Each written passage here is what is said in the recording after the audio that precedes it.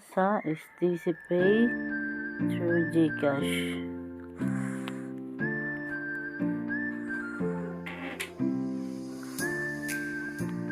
Mag-open kayo, mag-login kayo ng account, then international transfer, pindutin nyo, and then mag-add nyo recipient kayo. Add nyo recipient, full name ng pangalan ng GCash, then country, Philippines. Search natin Philippines. Tutorial to refer to mobile wallet, transfer to mobile wallet.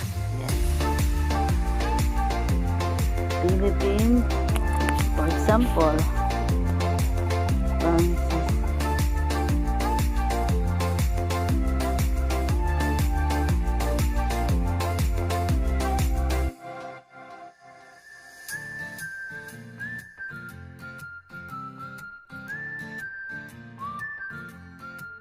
For example, pag may N, tanggalin yung N niya kasi hindi siya acceptable. Ayaw niya accept. Pero tama pa rin yan. Tama pa rin yan. Marireceive pa rin yan ng beneficiary kasi nakapag-send ako eh. Mobile wallet name. Click nyo, GCash. Yan. Then receiver full number, for example 0937. Wait. For example, sabi muna tayo sa contact natin. Contact.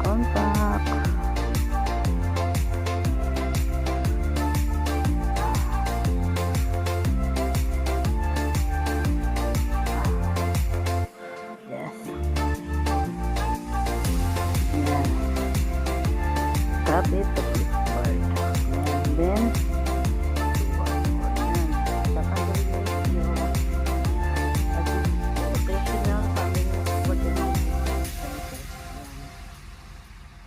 kayo kung anong purposes na transaction gagawin nyo. Kaya tinanggal na yung 0 kasi may plus 63 na po siya. Ayan. Then click continue.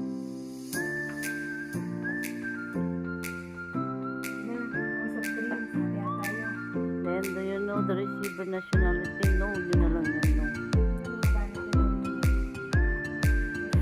No, yun na lang yan. No. Kasi pag once na yun issue yan, ang dami pang tanong yan. No? Kaya no, yun na lang. Okay? Sorry. Then, continue again.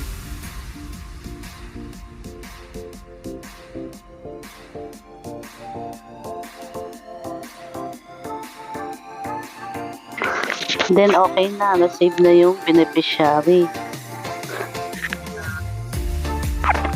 Kaso, hindi na siya na-accept kasi doble na yung name ng beneficiary na ginagamit na yan na na-save ko. Bali na. Yung may kamay na may arrow na nakalagay approve, ayun yung totoong beneficiary na nailagay ko na save ko. Bali, itong ginagawa ko ngayon is example lang. Then, pag maglalagay kayo ng beneficiary nyo, click nyo lang yung add new recipient. Diyan kayo mag-add na beneficiary.